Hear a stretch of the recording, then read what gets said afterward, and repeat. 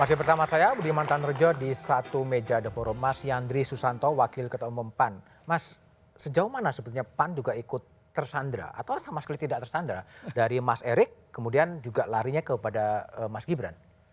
Ya, sebenarnya kalau PAN kan mendukung Pak Prabowo ini sudah 3 kali. Prabowo Hatta, Prabowo Sandi, Prabowo Gibran. Jadi kalau tadi Pak Jarod mengatakan mungkin yang disangkakan itu salah satunya PAN, saya kira kurang pas. Kurang pas. Karena kenapa baru sekarang itu muncul gitu.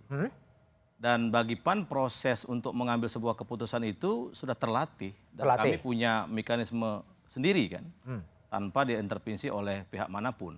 Dan memang kami dari awal memperjuangkan satu nama, Erick Thohir. Erick Thohir. Dan itu kami komunikasikan dengan semua partai, ya Golkar, Demokrat, Gerindra.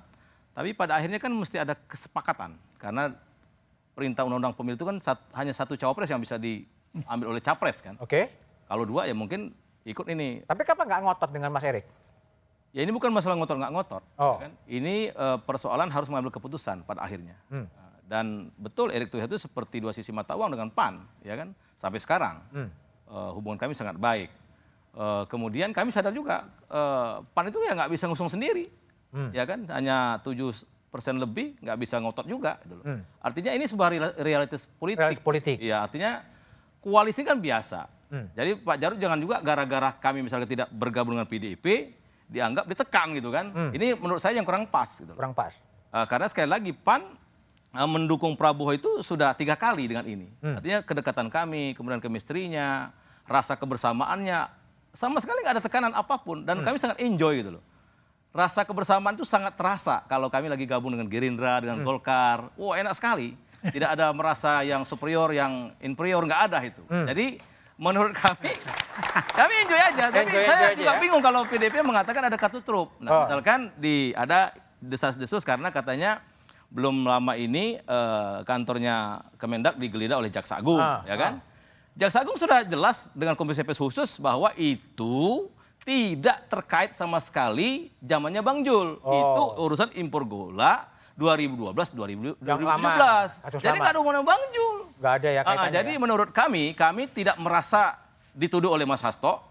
Karena kami memang dalam mengambil sebuah keputusan sangat independen dan kami memang berhitung sama dengan Golkar, kami mau menang. Ingin menang. Ingin menang, bukan karena ditekan di sana sini. Jadi kemenangan itulah yang kemudian karena politik itu kalau berkuasa ya bisa mengatur, bisa menerjemahkan visi misi sebuah partai. Oke, baik Mas Umam. Jadi kalau Mas Umam melihat ini ada terjadi apa? Politik saling kunci di antara ketum-ketum partai politik atau gimana bacaan Mas Umam? Iya, kalau kita cermati dari beberapa sinyal-sinyal politik yang berkembang selama ini, Mas, memang ada semacam indikasi penggunaan instrumen penegakan hukum sebagai alat kepentingan untuk melakukan baku atur dalam konteks kekuasaan. Ada indikasi? Indikasinya ada. Nah, memang hal itu terjadi di tengah melemahnya barisan kekuatan masyarakat sipil dan juga media yang independen, yang kemudian terjadi tendensi yang semakin kuat bagi terjadinya resentralisasi kekuasaan. Bentar, indikasinya apa nih Mas? Indikasinya saya pikir beberapa informasi terkait dengan sejumlah kasus, di mana kemudian investigasi, kemudian penuntutan, sampai pada fase misalnya di level konteks penjatuhan vonis hukuman, seringkali yang seharusnya berada di ranah koridor hukum, seolah kemudian menjadi bahan negosiasi kepentingan politik. Saya pikir apa yang terjadi dengan beberapa kasus ya terkait dengan konteks CPO, kemudian kalau misal tadi Bang Yandri sudah mengklarifikasi, tetapi kalau kita trace back sekali lagi. Saya nggak Jaksa Agung yang mau klarifikasi. Ya, kalau misal kita trace back sekali lagi, ada juga kemudian beberapa isu terkait dengan alih fungsi hutan di tahun 2020, sempat juga Pak Zul waktu itu diinformasikan dan lain-lain sebagainya, termasuk dengan isu di Kemenaker Trans, isu BTS dan sebagainya. Kita membaca itu sebagai hanya sekedar informasi awal, spekulatif. Tetapi seringkali beberapa informasi-informasi spekulasi itu menjustifikasi bahwa apa yang terjadi seolah kemudian itu benar. Nah, indikasi-indikasi ini kalau misal kita baca sebagai sebuah bagian dari orkestrasi kekuasaan dengan menggunakan instrumen politik, memang tidak mudah untuk dibuktikan di atas meja.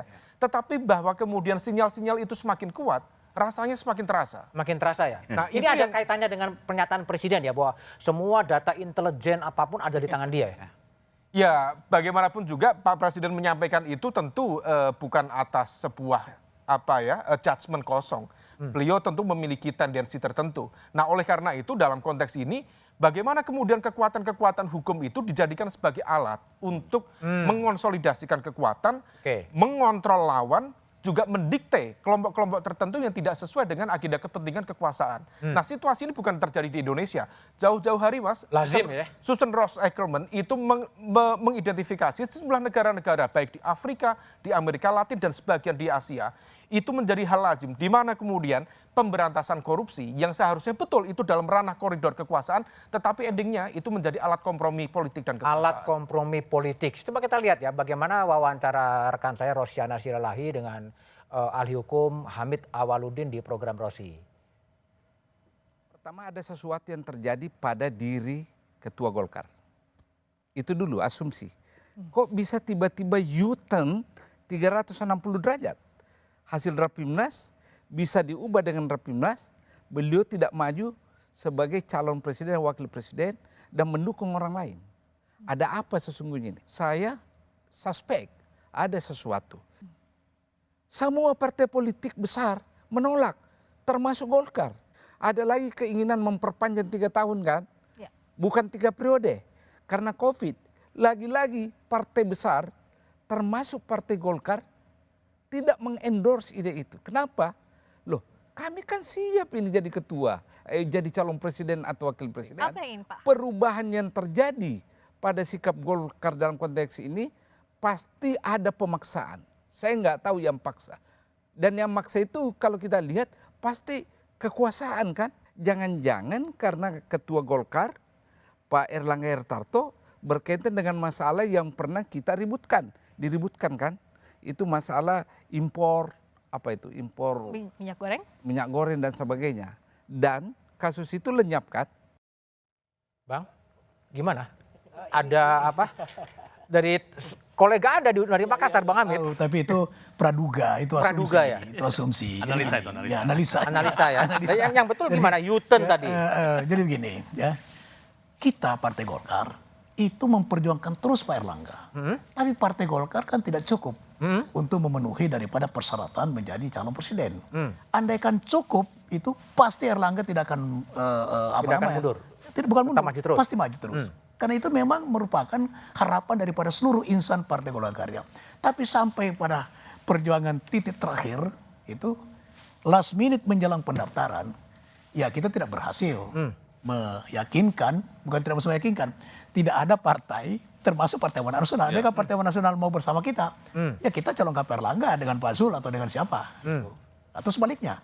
Tapi karena untuk memenuhi parliamentary threshold ini tidak bisa kita lakukan, maka kita menurunkan ke cawapres. Inilah kemudian yang kita tawarkan kepada Pak Prabowo. Tapi U-turn itu betul terjadi kan tadi? Oh tidak. Enggak juga? Tidak seperti itu. Gini, setiap pejabat publik pasti punya konsekuensi dipanggil oleh penegak hukum ketika dibawa kendalinya ada masalah. Nah, ini kan Pak Erlangga itu bukan tersangka, dipanggil sebagai saksi untuk menjelaskan kebijakan di bidang waktu itu bukan impor, ekspor, ekspor minyak goreng di tengah kelangkaan minyak goreng.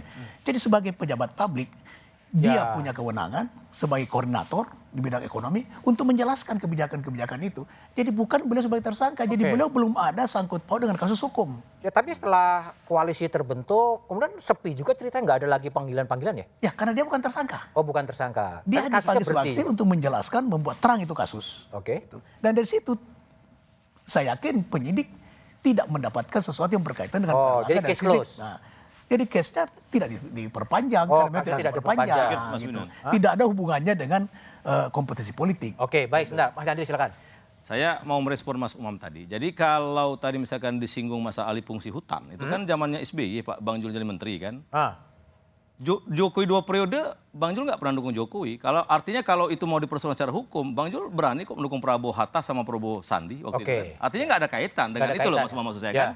Kalau itu mau dijadikan bergening politik terhadap persoalan kasus hukum. Nah, jadi Bang Jul dan PAN sangat independen menentukan. Nggak ada masalah. Bahkan waktu kita nggak mendukung Pak Jokowi periode kedua, sebelum kita mendeklarasikan capres Prabowo Sandi, Bang Asman tuh langsung mundur loh dari menterinya Pak Jokowi. Itu artinya memang PAN sangat percaya diri, nggak ada persoalan dengan tekan menekan.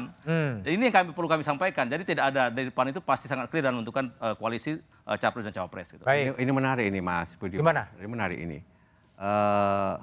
Kita ini kan sekarang lagi gagu suara kita ini. Gagu. Gagu. Gagu itu untuk gimana? menyampaikan kebenaran Oh, apa adanya. oh. Ya.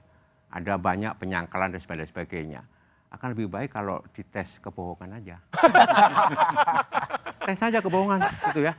Yang kami sampaikan adalah, yang kami kritik adalah penggunakan hukum.